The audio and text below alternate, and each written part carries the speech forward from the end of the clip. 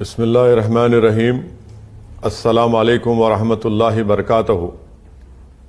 मैं सबसे पहले लोनी की विधानसभा के तमाम ज़िम्मेदारों का, बुज़ुर्गों का, इज़्ज़तदार माँ और बहनों का, गयूर नौजवानों का, वहाँ की जनता और अवाम का शुक्रिया अदा करता हूँ कि उन्होंने आज मजलिस की इस इलेक्शन वर्चुअल रैली में आप लोगों ने शिरकत की।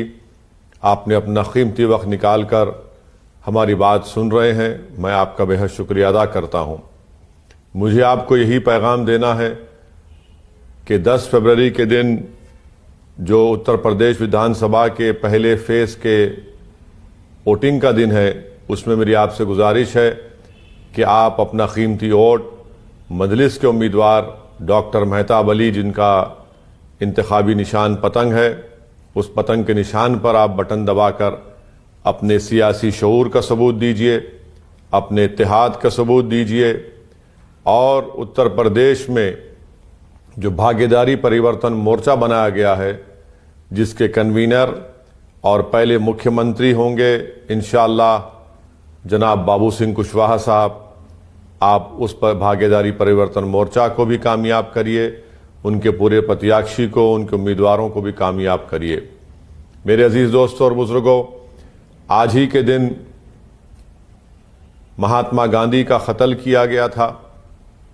आज ही के दिन महात्मा गांधी के सीने में गोलियां दाग दी गई थी और मारने वालों ने, जिनमें गोडसे, आप्टे और उनके साथी शामिल थे, इन तमाम ने मिलकर एक मंसूबा बनाया, साजिश बनाई, जो बाद में जस्टिस कपूर कमीशन की इंक्वायरी रिपोर्ट में साबित हुआ कि सावरकर भी महात्मा गांधी के कत्ल के साजिश में मुलविस थे।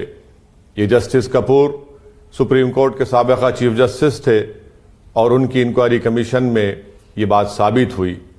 बहरहाल मारने वालों ने महात्मा गांधी के सीने में गोलियां इसलिए मारी थीं क्योंकि उन्होंने कोर्ट के सामने खड़े होकर यह कहा था कि महात्मा गांधी मुसलमानों की बात करता है, महात्मा गांधी मुसलमानों की तरफदारी करता है। और महात्मा गांधी के कत्ल से पहले महात्मा गांधी दिल्ली की हज़रत क़ुतबुद्दीन बख्तियार काकी रहमतुल्लाह अलैह की दरगाह को गए थे, क्योंकि दंगाइयों ने उस दरगाह को नुकसान पहुंचाया था। मेरे अजीज़ दोस्तों और बुज़ुर्गों, महात्मा गांधी के कातिलों को तो फांसी दे दी गई, मगर महात्मा गांधी के कातिलों की जहनियत रखने वाले लोग आज भी हमारे भारत, हमारे वतन अजीज में जिंदा हैं। आज हम देखकर बड़ा अफसोस होता है कि जिन जालिमों ने, बल्कि आज़ाद हिंदुस्तान का अगर सबसे बड़ा कोई आतंकवादी है, दहशतगर्द है, तो वो नाथूराम गोडसे, आप्टे और वो तमाम गोडसे के भाई हैं जिनको कोर्ट ने सजाएं दी और जो एक मंसूबा बनाए थे। ये तमाम के तमाम आज़ाद हिंदुस्तान के पहले टेररिस्ट हैं, आतंकवादी हैं, दहशतगर्द हैं। आज अगर वतन अजीज में गांधी की समाधि पर जाकर तो फूल तो चढ़ा देते हैं, मगर याद रखो, दिल में, जबान पर गांधी है तो दिल में गोडसे से मोहब्बत है। गांधी से मोहब्बत है तो याद रखो, गोडसे और इन कातिलों को, इन दहशतगर्दों की दिल में आपकी मोहब्बत नहीं होनी चाहिए। मेरे अजीज दोस्तों और बुजुर्गों, गांधी को मारने वाले फांसी के फंदे पर तो उनको लटका दिया गया, मगर उनकी उस ऐसी सोच, वो गंदी सोच आज हमारे वतन अजीज में पैदा हो चुकी है। हम देखते हैं कि खुलेआम गांधी के कातिलों को फूल माला चढ़ाई जाती हैं, उनके नाम के साथ नारे लगाए जाते हैं। बल्कि हद तो यह हो गई कि बीजेपी की एक मौजूदा रुकने पार्लियामान सांसद ने भी गोडसे की तारीफ की।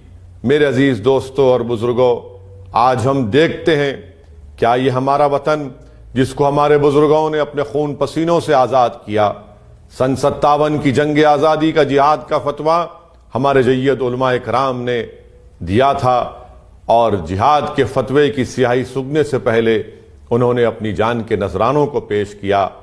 आज हम देखते हैं कि धर्म संसद होते हैं, चाहे वो हरिद्वार का हो, रायपुर का हो या फिर हालिया दिनों में प्रयागराज में हो, किस तरह की जबान वहां पर इस्तेमाल की जाती है, किस तरह वहां पर लोग बैठकर इंसानियत को नुकसान पहुंचाने की बातें करते हैं, किस तरह वो भारत के संविधान की जो बाबा साहेब अम्बेडकर ने बनाया उसकी धज्जियां उड़ाना चाहते हैं, किस तरह वो हमारे मुजाहिदीन आज़ादी की कुर्बानियों को रायगा जाने देना चाहते हैं, उस पर पानी फेर देना चाहते हैं, उनकी कुर्बानियों को भुलाना चाहते हैं।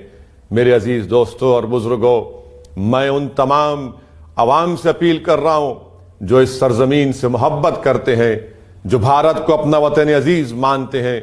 मैं आपसे अपील कर रहा हूं कि यकीनन सियासी इख्तिलाफात हमारे हो सकते हैं और रहना भी चाहिए।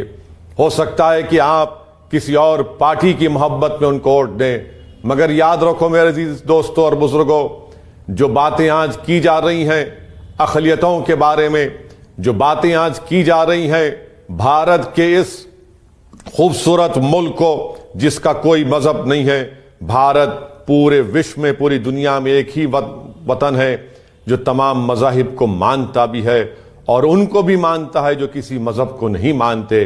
अगर इस मुल्क को एक विचारधारा में, एक आइडियोलॉजी में जो भारत के संविधान के खिलाफ है, जो गांधी की कुर्बानियों के खिलाफ है, जो नेहरू, पंडित, बोस, मौलाना आज़ाद, जौहर बरादरान, अल्लामा फजल हक खैराबादी, मौलाना हुसैन अहमद मदनी और जो रेशमी रुमाल की तहरीक जिन बुजुर्गों ने शुरू की थी, उन तमाम के खिलाफ है। जो आज लोग नफरत पैदा कर रहे हैं, ये हम मुजाहिदीन आज़ादी की उन तमाम कुर्बानियों को ख़त्म करना चाहते हैं। मैं आपसे अपील कर रहा हूं, भारत हम तमाम से बड़ा है, ये मुल्क हम तमाम की ख्वाहिशों से बड़ा है। अगर हम इस वतन को नहीं बचाएंगे तो फिर हम क्या जवाब देंगे आने वाली नस्लों को कि जब हमारे बुजुर्गों ने जलियांवाला बाग में अपने सीनों पर गोलियां खाई, काला पानी की सजाएं काटी, मगर उस वक्त भी उन मुजाहिदीन ने अंग्रेजों से माफी के खत नहीं लिखे, जिन्होंने बुज़दिली के मज़ाहिरे किए, जिन्होंने अपने ज़मीर का सौदा किया, जिनको वतन से मोहब्बत नहीं थी, उन्होंने अंग्रेजों से माफी नामे के खत लिखे। मैं आपसे सिर्फ यही अपील कर रहा हूं कि आज के दिन हमको गांधी की उस कुर्बानी को याद रखना है, बल्कि गांधी के साथ अल्लामा फजल हक खैराबादी, मौलाना हुसैन अहमद मदनी और उन रेशमी रुमाल के तमाम बुजुर्गों को, सुभाष चंद्र बोस को, उन तमाम मुजाहिदीन को याद करना है कि उनकी कुर्बानियों से हमको आज़ादी मिली, इस वतन को हमको बचाना है। अब दूसरी अहम बात जो मैं आपसे करना चाह रहा था कि प्रयागराज के धर्म संसद में यह कहा गया कि दारुल देवबंद को बंद कर दिया जाए। प्रयागराज के धर्म संसद में बात कही गई कि बरेली मसलक के मदरसों को बंद कर दिया जाए। किस बुनियाद पर इस तरह की बातें की जाती हैं? क्या इनकी जबानों को कोई रोक टोक नहीं है? क्या संविधान के मुताबिक इन पर एक्शन नहीं लिया जाएगा कि नफरत के मुजाहरे किए जा रहे हैं, एक मजहब और एक विचारधारा के लोग इस तरह का काम कर रहे हैं? कहां गई उन लोगों की मोहब्बत? क्यों हमारे देश के प्रधानमंत्री खामोश बैठे हैं? क्यों उत्तर प्रदेश का मुख्यमंत्री खामोश बैठा है? क्यों समाजवादी पार्टी के बसपा के लोग आज अपनी जबानों को क्यों नहीं खोलते? मगर मैं आपसे अपील कर रहा हूं कि जो लोग आज इस तरह की वाहियात और गंदी गुफ्तगू कर रहे हैं, वो तो एक पैगाम दे रहे हैं ना कि देवबंदी हो या बरेलवी हो, इनकी नजर में ये एक हैं। तो मैं आपसे अपील कर रहा हूं कि जिनकी जबानों से निकल रहा है वो ये कह रहे हैं कि सब एक हैं, मेरे अजीज दोस्तों और बुजुर्गों, मेरी आपसे दरमंदाना अपील है कि आप इन तमाम चीजों से ऊपर उठकर मुत्तहिद हो जाइए। हालात और वक्त के तकाजे को आप देखिए। अगर आज आप मुत्तहिद नहीं होंगे, भारत की जमहूरियत में आपकी आवाज होनी चाहिए। हमने 60 साल जिस पर भरोसा किया, जिनको नेता बनाया, जिनको वजीर आजम बनाया, जिनको मुख्यमंत्री बनाया, जिनको इख्तिदार दिया, क्या मिला हमको? बताइए आप। जो आज मुझ पर उंगलियां उठाते हैं, उंगलियां उठाइए मुझ पर, आप मुझ पर तनकीद करिए, मगर मेरे इन सवाल का जवाब दो कि आखिर इतने पसमानदा क्यों हो गए? आखिर क्या वजह है कि कोई खड़े होकर हम कत्ले आम की बात करता है और जो लोग आज उत्तर प्रदेश में, चाहे समाजवादी का अखिलेश हो या बसपा की बहन मायावती हो या जयंत चौधरी RLD के, उनकी जबानें क्यों नहीं खुलती इन लोगों के खिलाफ? आखिर ये कौन सी मसलहत है? ये मसलहत नहीं है, ये बुज़दिली है। ये बुज़दिली भी नहीं है, बल्कि ये इन तमाम बातों पर खामोशी, उनकी नीम रजामंदी की बात करते हैं। मेरे अजीज दोस्तों और बुजुर्गों, तीसरी अहम बात जो मैं आपसे करना चाह रहा था, मजलिस इत्तेहादुल मुस्लिमीन आज से 70 साल पहले अपने सियासी सफर का आगाज किया। हमारे बुजुर्गों ने बड़ी मेहनतें की, बड़ी कुर्बानियां दी, जेल की सोहबतें बर्दाश्त की, इल्जामात को बर्दाश्त किया, खाक और खून के दरियाओं से गुजरना पड़ा। कभी हैदराबाद से तो कभी शहर बदर उनको कर दिया जाता था, मगर इन तमाम मसाइब और मुश्किलात के बावजूद भी कामयाबी के साथ अल्हम्दुलिल्लाह अल्लाह के फजल करम से मजलिस इत्तेहादुल मुस्लिमीन ने अपने सियासी सफर को तय किया। हमने भारत की जमहूरियत को मजबूत किया। संविधान ने जो हमको हुकूक दिए, उन हुकूक को हासिल करने के लिए मजलिस सियासत में हिस्सा लेती है। और हमारा मानना यह है कि हमको सियासत में हिस्सा लेना पड़ेगा। जब हम सियासत में हिस्सा लेंगे तो वोट भी हासिल करना पड़ेगा। वोट से हम अपनी ताकत के मुजाहरे करेंगे और सामने वाले को बताना पड़ेगा कि हाँ, ये मेरी ताकत है, जो जमहूरियत हमको इस बात की इजाजत देती है। हमको अपने उम्मीदवारों को कामयाब करना है। उत्तर प्रदेश की सियासत आज आप देखिए क्या कह रहे हैं योगी आदित्यनाथ। जब हिंदुस्तान टाइम्स के एक सीनियर सहाफी ने उनसे पूछा कि आपका ताल्लुक फुला क्षत्रिय बरादरी से है, तो उत्तर प्रदेश के मुख्यमंत्री ने कहा कि हां, मुझे उस पर फख्र है। दिल्ली का चीफ मिनिस्टर कहता है, अपने आप को बनिया कहता है। असदुद्दीन ओवैसी तो यह कह रहा है कि मैं मजलूमों से इंसाफ चाहता हूं, मैं उनसे इंसाफ चाहता हूं जिनको दबाया गया, कुचला गया, जिनको मारा गया, जिनके नौजवानों का मुकद्दर जेलों में डालकर उनकी जवानी को बर्बाद कर दिया गया। मैं हिस्सेदारी की बात कर रहा हूं, मैं भागीदारी की बात कर रहा हूं, मैं इंसाफ की बात कर रहा हूं, मैं जस्टिस की बात कर रहा हूं, डिग्निटी की बात कर रहा हूं। बताओ ये कौन सा आसमान टूट पड़ा कि आज आप हम पर, जब हम ये जायज मुतालिबात पेश करते हैं तो योगी आदित्यनाथ ये कहता है कि हां, क्षत्रिय होना कोई बुरी बात नहीं है। दिल्ली का मुख्यमंत्री कहता है कि बनिया हूं, बनिया होना कोई बुरी बात नहीं है। तो फिर बताओ, जमहूरियत में अल्पसंख्यक समाज को इंसाफ क्यों नहीं मिलेगा? अगर वो सच है तो मैं भी सच हूं। मैं किसी मजहब की बरतरी की बात नहीं कर रहा हूं, मैं हक की बात कर रहा हूं, मैं बराबरी की बात कर रहा हूं। अगर उनको सम्मान मिल सकता है तो मुझे भी सम्मान मिलना चाहिए। कब तक मेरे मुकद्दर में दरी बिछाना शामिल होगा? कब तक मेरे मुकद्दर में अगयारों की चौखट पर जाकर टिकट की भीख मांगना पड़ेगा? मेरे अजीज दोस्तों और बुजुर्गों, मजलिस के बुजुर्गों ने कुर्बानियां दी तो आज असदुद्दीन ओवैसी आपके दरमियान में खड़ा है। मेरे वालिद मरूम जिंदा नहीं है, मेरे मरूम कायदीन जिंदा नहीं है, मगर उनकी कुर्बानियों की बिना पर आज मजलिस एक मुकाम रखती है। हमारे बुजुर्ग जिंदा नहीं है। मैं उत्तर प्रदेश में आपके दरमियान में आता हूं, कभी कभी सोचता हूं कि काश वो तमाम बुजुर्ग जिंदा रहते जो कस्मपुरसी और गरीबी के आलम में मजलिस के झंडे को लेकर उस वक्त के आंध्र प्रदेश के कोने कोने में जाते। आज हमारे बुजुर्ग जिंदा नहीं है इस बात को देखने के लिए कि बिहार में मजलिस के 5-5 MLA जीत कर आए और साजिशें की जा रही हैं। पेट में दर्द होता है। महाराष्ट्र में औरंगाबाद में 22 साल के शिवसेना के MP को मजलिस ने हराया, औरंगाबाद की आवाम ने हराया। महाराष्ट्र में मजलिस के 2 MLA हैं। मेरे अजीज दोस्तों और बुजुर्गों, आपकी आवाज को मजबूत करना है, आपकी आवाज को मजबूत करना है।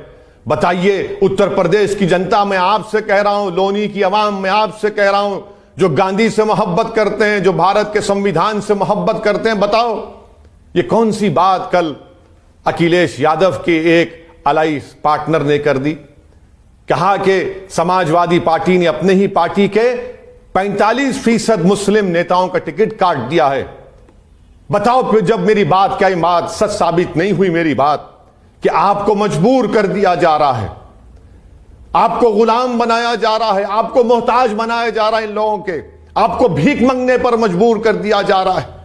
अरे प्रयागराज में धर्म संसद, हरिद्वार, रायपुर का हुआ तो अखिलेश, जयंत, बहन मायावती कोई मुंह नहीं खोलते, कोई मुंह नहीं खोलता। आज उन्हीं के साथ वाला कह रहा है कि 45% सपा के मुस्लिम नेताओं का टिकट काट दिया गया।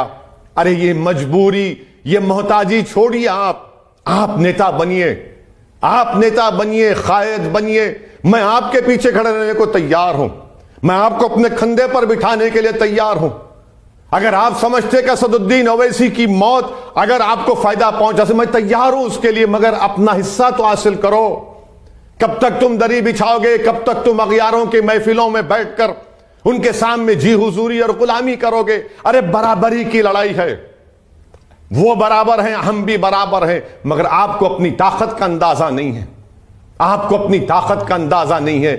मैं आपको एक अपील कर रहा हूं कि मजलिस को एक बार मौका दीजिए। उत्तर प्रदेश में यह हुकूक की लड़ाई है, यह संविधान के बचाने की लड़ाई है, यह गुलामी की जंजीरों को तोड़ने की लड़ाई है, यह बेबसी से आजाद होकर उम्मीद पैदा करने की लड़ाई है। मेरी आपसे अपील है कि आइए मजलिस के इत्तेहादुल मुस्लिमीन का साथ दीजिए। जो मुखालिफीन कहते हैं कि मजलिस किसी मजहब के खिलाफ है, बताओ मेरा एक बयान बताओ मैं अगर मैं किसी मजहब के खिलाफ की बात कही है तो। मैं किसी मजहब के खिलाफ ना था, ना मेरी पार्टी है, ना कभी रहेगी इंशाअल्लाह ताला। मैं तो चाहता हूं कि भारत का संविधान मजबूत हो, देश मजबूत हो, इतना मजबूत हो कि चीन की आंखों में आंखें डालकर उनको डेप्सांग, डेमचाक और हॉट स्प्रिंग से उखाड़ कर फेंक दिया जाए, जो आज हमारी फौज को पेट्रोलिंग करने नहीं देती। मैं तो हर शोबे हयात में भारत की तरक्की को देखने का ख्वाब देखता हूं। मेरे अजीज दोस्तों और बुजुर्गों, लोनी की आवाम का मैं शुक्रिया अदा करता हूं कि आज मुझे आकर इलेक्शन कमीशन की इजाजत पर पदयात्रा करने का मौका मिला। मैं बहुत से जगह पर नहीं जा सका, आपसे माफी चाहता हूं, मगर जब मैं अलवी नगर को गया, क्या काम हुआ वहां पर? आओ वजीर आला योगी आदित्यनाथ, आओ नरेंद्र मोदी मेरे साथ चलकर लोनी के उस अलवी नगर को देखो जहां पर इंसान बसते हैं। वो इंसानों की बसने की जगह है, जहां पर नाली नहीं है, जहां पर रोड नहीं है, जहां पर कचरों के अंबार लगे हैं, जहां पर कुरैश बरादरी के लोगों को अपनी गोश्त की दुकान चलाने की इजाजत नहीं है, उनका लाइसेंस रिन्यू नहीं किया जाता, जहां पर सैफरी बादरी के लोगों को अपने बड़े का काम करने नहीं दिया जाता। जुल्म की इंतहा हो गई कि भारत के कैपिटल से आधे घंटे के फासले पर क्या बोलते हैं कि हिंदौन का एयरपोर्ट है। कौन सा है? हिंदौन के एयरपोर्ट में लिखा है कि गोश्त की दुकान नहीं खोली जा सकती कुरैश बरादरी की। किसने कहा कि तुमको वहां पर रोड नहीं डालो? किसने कहा कि तुमको वहां पर नाली नहीं बनाओ? किसने कहा कि नहीं कहा कि तुमको वहां पर स्कूल बनाओ, कॉलेज बनाओ? पोल्यूशन आता है, गंदगी भरी हुई है, लोग छत पे नहीं सो सकते, गंदगी पैदा हो जाती पोल्यूशन से। मैं लोनी की आवाम से अपील कर रहा हूं कि आप 10 फरवरी के दिन अपना एक एक वोट मुत्तहदा तौर पर पतंग के निशान पर लगाइए। मैं उन तमाम कमजोर और मजलूम लोगों से अपील कर रहा हूं कि भागीदारी परिवर्तन मोर्चा का साथ दीजिए। इसमें तमाम कमजोर लोग आए हैं जिनको दबाया गया, कुचला गया। पहचानिए समाजवादी के इनके ही करीबी नेता के बयान को देखिए। हां, जो लोग अगर अपनी आंखों पर पर्दा डाल चुके हैं, अगर जो लोग अपने दिलो दिमाग पर जोर डालना नहीं चाहते, तो भुगतो तुम गुलामी करते रहोगे, तुम भीख मांगते रहोगे, मगर असदुद्दीन ओवैसी इंशाअल्लाह ताला भीख नहीं बल्कि हम टिकट बांटते हैं और बांटेंगे। कल आज भी अल्लाह ने हमको मौका दिया है और कल भी अल्लाह हमको मौका देता रहेगा। मैं आपको बताना चाहूंगा आखिर में कि अल्लाह ने जब तक मुझे जिंदा रखेगा, मैं और मेरे साथी उत्तर प्रदेश में भारत के कोने कोने में जाकर मजलिस को मजबूत करेंगे, लड़ते रहेंगे मजलूमों के लिए, कमजोरों के लिए, उनका हक दिलाने के लिए। आइए 10 फरवरी के दिन मैं लोनी के अवाम से अपील करता हूं कि आप अपना एक एक वोट डॉक्टर मेहताब के हक में इस्तेमाल करिए और इंशाअल्लाह ताला मैं आपसे वादा करता हूं कि इंतखाबात और होने के बाद मैं फिर आपसे दरमियान में आऊंगा और अगर इलेक्शन कमीशन हमको इजाजत देता है 500 लोगों की मीटिंग करने का, तो फिर आऊंगा, आपसे मुलाकात करूंगा। आप तमाम से अपील है कि वोट डालिए, पतंग के निशान पर बटन दबाइए। अस्सलाम वालेकुम व रहमतुल्लाहि व बरकातुहू।